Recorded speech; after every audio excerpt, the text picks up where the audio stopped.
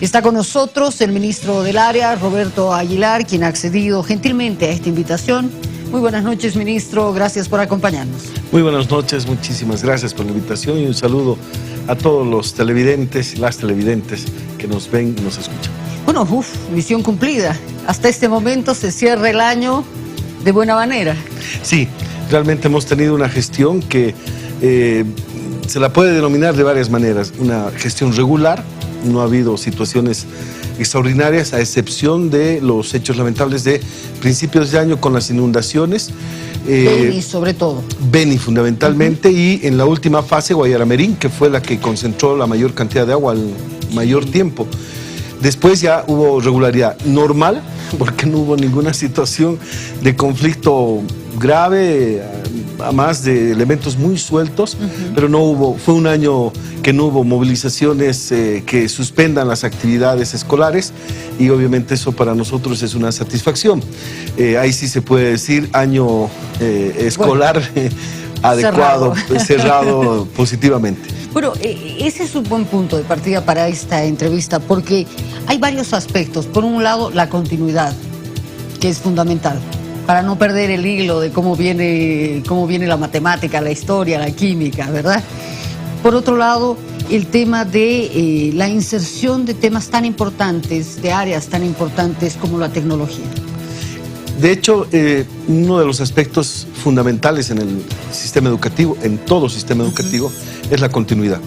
Si no existe continuidad, lo que hablábamos con muchos maestros, y esa es una de las actitudes positivas que ya se tiene sin desmerecer el derecho a la movilización y el derecho a la lucha por sus conquistas, pero creemos que uno de los temas que el maestro ha podido percibir y percibe, y es el que directamente ve, es que cuando se suspenden las clases, inmediatamente se retornan a las mismas después de 2, 3 días, 5 días o 10 días, es volver a empezar para el maestro, porque obviamente ha habido un abandono de lo que ha sido esa continuidad y un impacto en nivel educativo.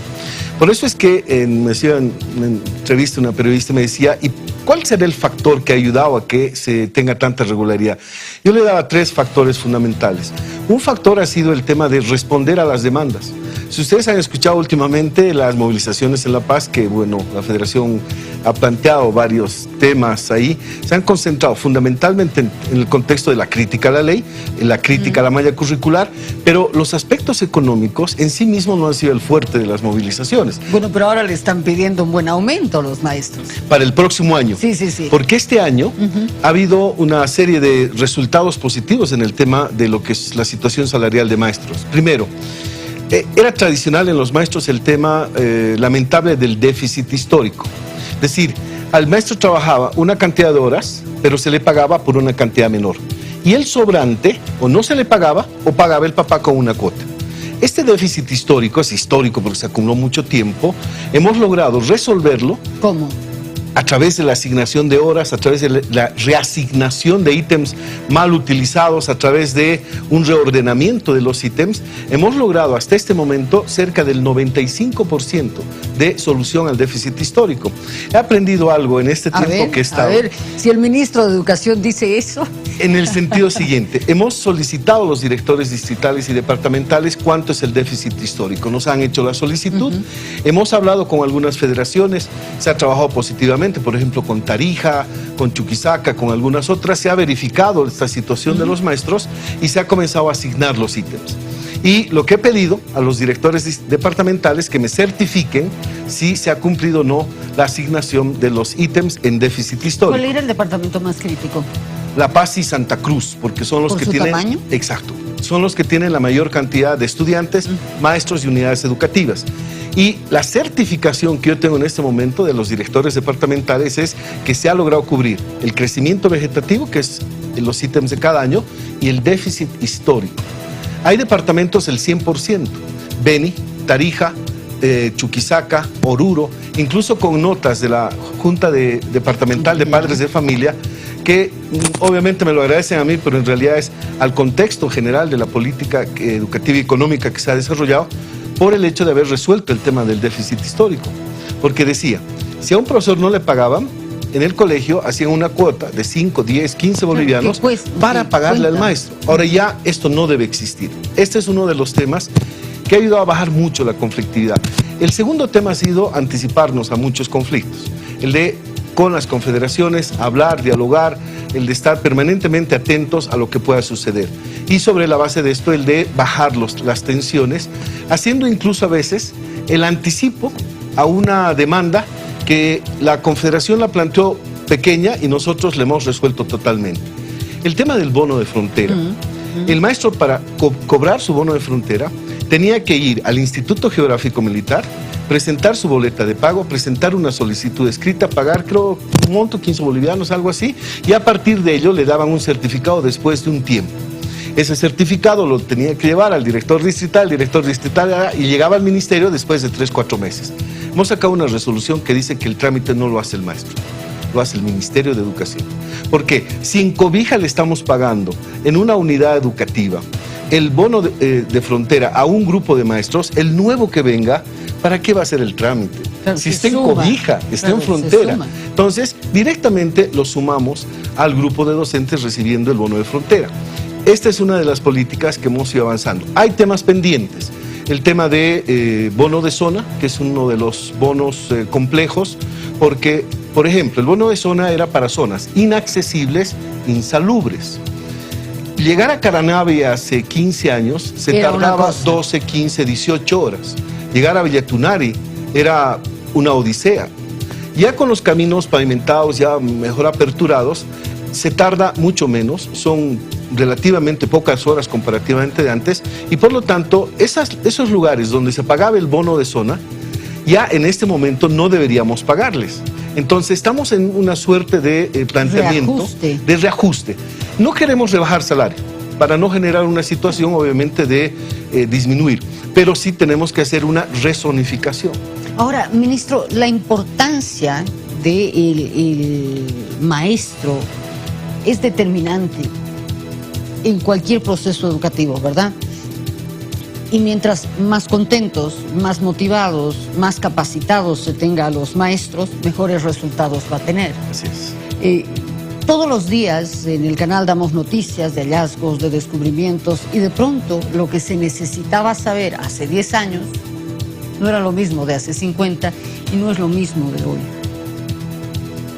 Me interesa que hablemos abiertamente del tema maestros para hacer una evaluación del estadio de nuestros maestros, con todo el respeto y con todo el reconocimiento del mundo, porque se requiere maestros que no solamente te den un texto, sino que te ayuden a que te formes integralmente. Así es. Pero además te den la posibilidad de ser un ciudadano del mundo, ¿no? Algo que esté establecido es que no hay proceso educativo si no hay los actores educativos y un actor fundamental que es el maestro.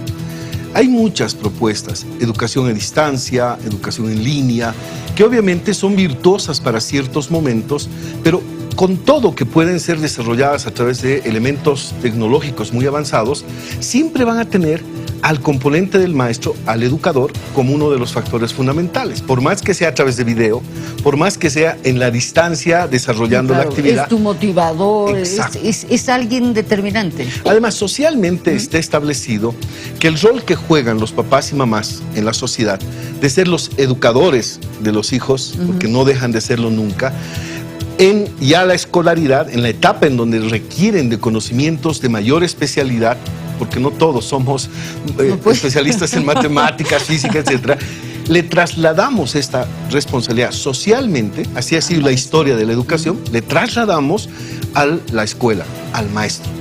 El maestro puede jugar diferentes roles y por eso es que en el contexto educativo el maestro es fundamental, el maestro y la maestra. Y a partir de ello es que una de las políticas que se ha desarrollado con fuerza en este proceso de transformación educativa que se ha impulsado a partir de lo que es la ley 70, la ley Avelino Siñán y el Cerro Pérez, ha sido concentrarnos en una primera etapa en el contexto de los maestros y en otra complementariamente en los alumnos. Por eso es que rápidamente voy a enumerar algunos temas puntualmente. Primero, se transformó las normales en escuelas superiores de formación de maestros. Me dirán, ¿y qué pasa con cambiar nombre? No sirve de nada. Sí.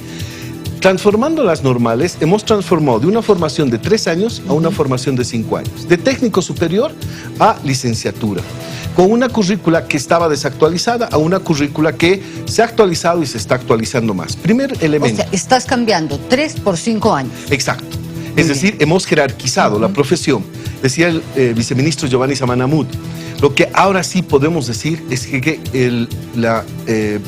la profesión de maestros se ha consolidado como profesión, porque está al mismo nivel de las otras profesiones. Que es una licenciatura. Exacto, a nivel de licenciatura. Yo recuerdo haber leído una tesis de Paola Finot, que es una tesis en psicología, y ella decía que había hecho una investigación, entrevista a muchos de los postulantes a las entonces normales, y que la gente le decía que acudía a las normales con desesperación, e incluso estaba dispuesta a morir en una huelga de hambre para entrar a la normal, porque de esa manera se aseguraba tener un ítem y un ítem de por vida. Así es. La seguridad laboral fue la que fue atractiva para muchos sectores. Y obviamente optaban y postulaban, peleaban, luchaban y estaban decididos a entregar lo que sea para poder entrar a las normales. Me aplacé con 25, venga la huelga y quiero entrar. Y a partir de ello se estableció una situación que ha sido, disculpen el uso del término, nefasta para la educación y para los maestros que han salido egresados. ¿Por qué? Porque venía la convocatoria, entraban 1000 a la Simón Bolívar, venían otros 1000 a hacer la huelga y entraban 1500 o 2000 más. Y obviamente estaban asegurando su estudio. Cuando ha pasado el tiempo, han ido titulándose, han ido egresando y se han enfrentado a la situación laboral. En este momento tenemos cerca de 15.000 maestros desocupados. 15.000 maestros 15.000 maestros desocupados por estadística. Nosotros hemos hecho la lista de los egresados de normales desde el año 2000 y cuáles están en la planilla. Y de lo que hemos hecho la comparación de estos dos factores, nos sobran 15.000 egresados de normales que no están en la planilla. Bajemos 5.000 que han sido migrantes, factores de fallecimiento, factores de cualquier otra profesión. Tenemos 10.000. 10.000. Es decir, en este momento, porque vamos a sacar la convocatoria para enero, en este momento transmitirles, son exigentes los exámenes y son además con cupos definidos. ¿Por qué? Por la seguridad justamente de los futuros maestros. Ya son 3 convocatorias que me ha tocado enfrentar, 2 en las anteriores, la tercera en enero, y algo que sí, lamentablemente he tenido que tomar una decisión drástica es, se tomó la decisión del número determinado y la convocatoria es por 300 ingresan. Cuando venían los papás, venían las comunidades y lloraban y decían, yo les decía, ¿qué es lo que ustedes buscan? El derecho a estudio de nuestros hijos. Ya le digo, yo además del derecho a estudio, que es correcto, tengo que garantizarles el derecho al trabajo. Aquí está la planilla donde ustedes tienen 10.000 o 15.000 maestros sin trabajo. Claro, pero la gente no va a pensar en el otro, ni va a pensar en el país. La gente va a decir, quiero que mi hijo ingrese. Por eso es que hemos establecido como política 3 situaciones. 1, cambiar las normales, que lo hemos hecho, jerarquizando a 5 años, lo que nos ha dado un margen de tiempo de formación mayor, una holgura de 3 años en la promoción. Segundo, el tema de establecer un mecanismo de no apertura de mayor carreras ni normales. Hemos reordenado en el país, en cada departamento hay la misma cantidad de carreras, las mismas carreras que en el otro departamento. ¿Y con el mismo pensum? Con el mismo pensum, es uno solo. Y tercer elemento es el tema de planificar el tipo de carreras. El año pasado no hemos convocado a primaria, porque primaria es el que más exceso tiene de docentes sin trabajo. Por lo tanto, hemos hecho una planificación en el tipo de especialidades que hemos convocado el año pasado. Música, educación física, matemáticas, que son las que menos docentes tienen. Por lo tanto, esto ha permitido que... Desahogo. Sí, y la convocatoria, perdón, un cuarto, la convocatoria es cada 2 años. Antes era anual. Claro, ahora es cada 2 años. Entonces, la política que hemos implementado es reordenamiento total de las normales y este ajuste en los tiempos para que no se sigan acumulando más maestros. Ahora, el tema da para más. Yo sé que usted en casa está pensando, bueno, pero ¿y los maestros que tenemos? ¿En qué nivel están? ¿Cómo son? ¿Se les evalúa? Bueno, estamos con el ministro de Educación y hay mucho que hablar. Estábamos hablando del grado de licenciado para quien opte por la carrera del magisterio, ya no una formación de 3 años, ahora una formación de 5. Yo les decía, bueno, y hay otra gente que se ha quedado en el camino, que tiene el técnico medio. ¿Qué se hace, qué se ha hecho con esa gente?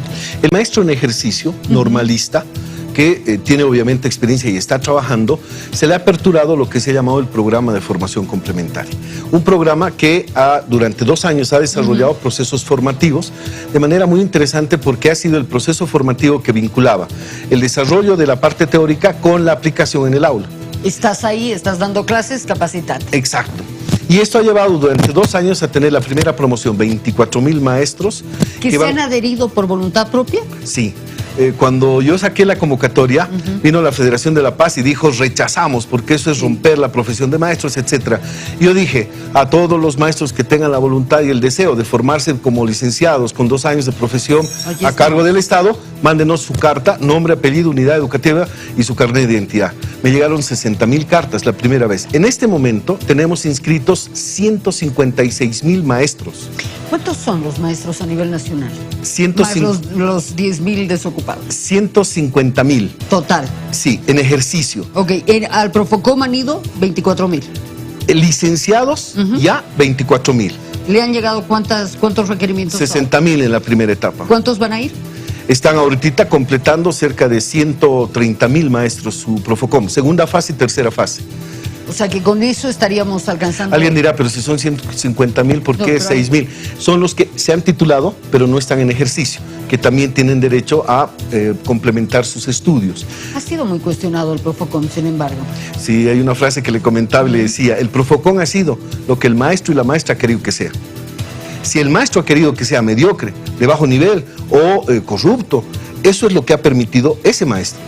Pero si el maestro ha querido que sea el mejor esfuerzo para recuperar espacios de actualización, especialización, lo ha logrado. Yo tengo casos maravillosos. Le contaba, Santa Anita, son 12 horas en lancha desde Puerto Villarruel hasta este lugar, frontera entre Cochabamba y Beni. Yo hacía campamento en la parte del pasillo de la escuela. Y ahí vino el grupo de maestros y me dicen: ministro, disculpe usted, vamos a molestarlo. Le digo: sigan nomás, ¿qué van a hacer? Las clases Profocom y los trabajos Profocom. En lugar de Santa Anita, ese lugar tan alejado desde el punto de vista de lo que es la comunicación, tienen internet y han podido desarrollar. De repente aquí en la ciudad de La Paz, yo les digo, de 50 miembros de la Federación de Maestros de La Paz, 34 han pasado Profocom. Mañana voy a tener llamando al profesor Álvarez diciendo: oigan, me merezco. Sí, porque critican el Profocom, pero han pasado el Profocom. Si han pasado el Profocom y han visto que era malo, han visto que era deficiente, han visto que era mediocre, ¿por qué no han hecho algo? ¿Por qué no han asumido una actitud para hacer que eso mejore? ¿Por qué? Porque decir que es malo es dañar al maestro. Decir que es mediocre es dañar al maestro. Decir que ha comprado la nota es dañar al maestro, a sus propios colegas. Nosotros tenemos todos los elementos para demostrar que ha sido un esfuerzo de maestros y maestras para superarse. Tenemos normales, tenemos Profocom, que va a ser licenciados a los normalistas, y el tercer elemento, que ese sí es el elemento de el trampolín para el salto en la calidad educativa a partir del maestro, el tema del posgrado. Ya está consolidada la universidad pedagógica, ya le hemos dado infraestructura, institucionalidad, hemos convocado, tiene autoridades, tiene toda la estructura para que a partir del próximo año lance los diplomados, especialidades y maestrías para maestros, exclusivamente diplomados y maestrías para maestros. Para maestros. Que los especialicen que en sus áreas. ¿Que sean licenciados o no? No, ahora tienen que ser licenciados. Tienen que ser licenciados, si no, no entran al posgrado. Por eso el Profocom. Si no lográbamos la licenciatura, no hubieran podido pasar al posgrado. Y los manteníamos, obviamente, en los planos de técnicos superiores.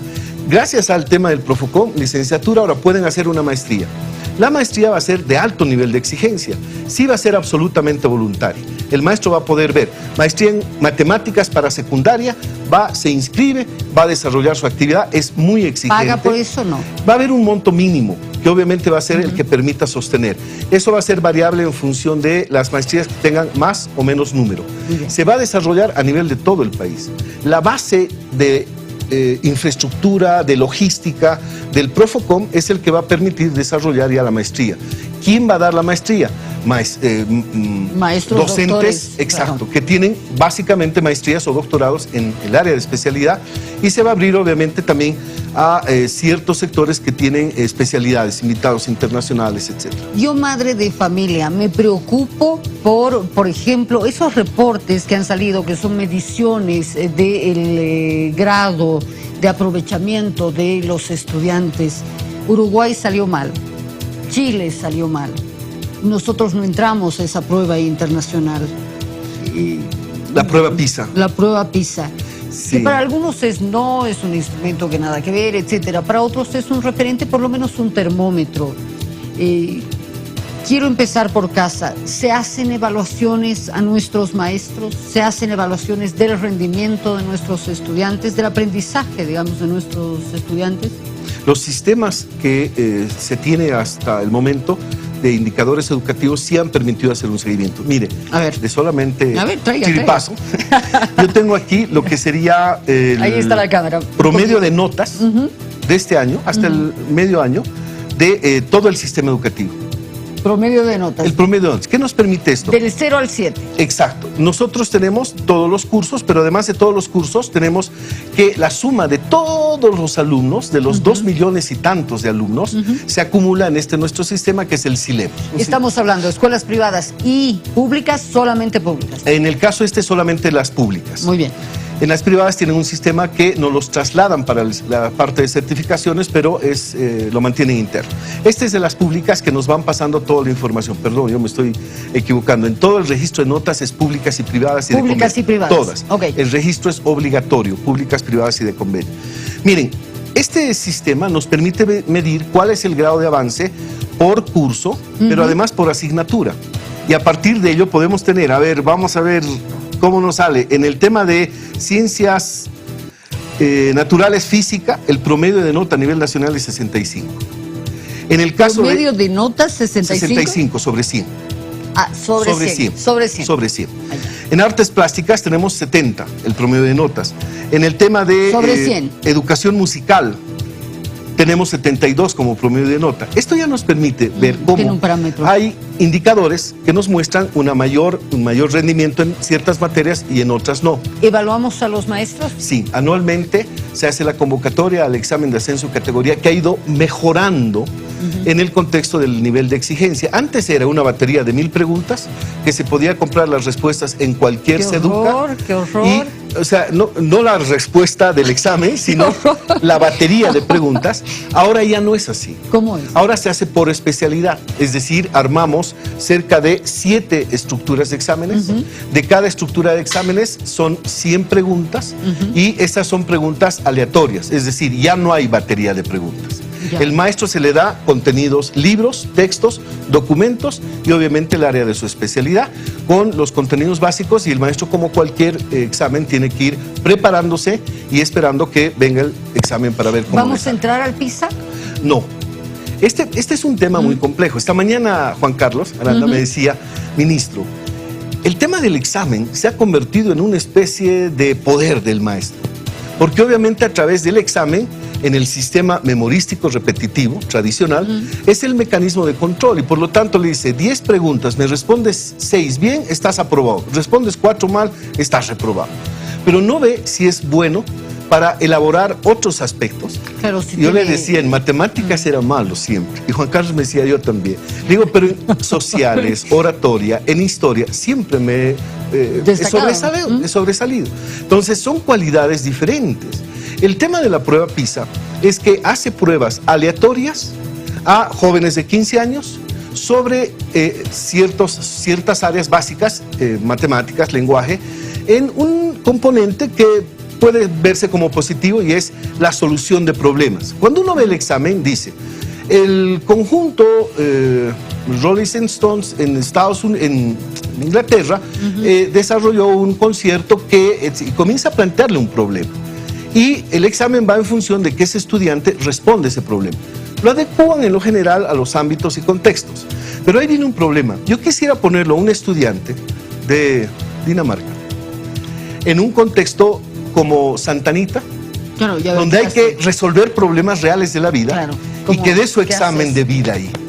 Bueno, pero es que los desafíos son gigantescos, ministro. Así es. La tecnología, el tema género, el tema bullying, el tema, bueno, también matemáticas, ciencias, tener el incentivo para de pronto convertirme en un científico que dé la respuesta X a la humanidad.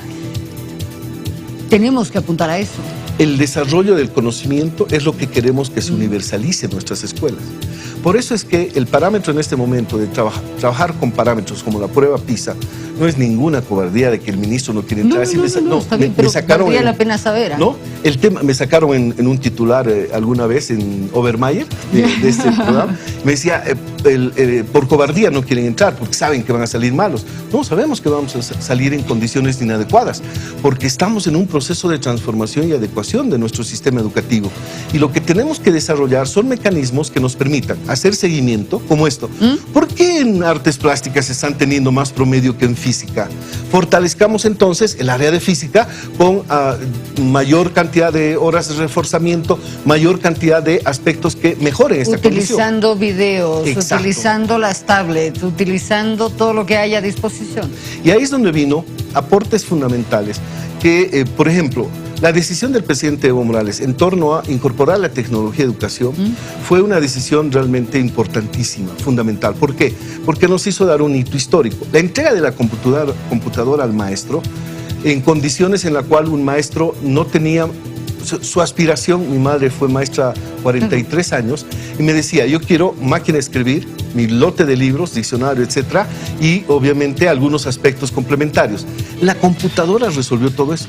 Y este es un aspecto que creo que valoramos mucho. Y el segundo elemento, ya empezar con las computadoras, con los estudiantes, con problemas, estamos adaptando, etcétera, pero ya a partir del próximo año más consolidado, vamos a tener un salto fundamental, no solamente cerrar brechas, sino acceso a información, orientación, etcétera. Bueno, el desafío es muy grande y yo le hago una propuesta. Quién sabe, yo no esté aquí, va a estar John, por supuesto, su programa, pero las puertas van a estar abiertas para hablar de este tema. Hay que hablar de la educación una y otra vez hasta que se convierta en una causa nacional donde todos nos beneficiemos de una mejor educación. Gracias, ministro. No, más bien muchísimas gracias a ustedes por darnos el espacio. Es siempre corto y hablo mucho, pero creo que temas muy importantes. Nos hemos centrado con los maestros y el Así aprendizaje. Ahí estamos. Muchísimas gracias. Ya tendremos más tiempo. Y Gracias. estamos ahí prestos para responder a cualquier invitación.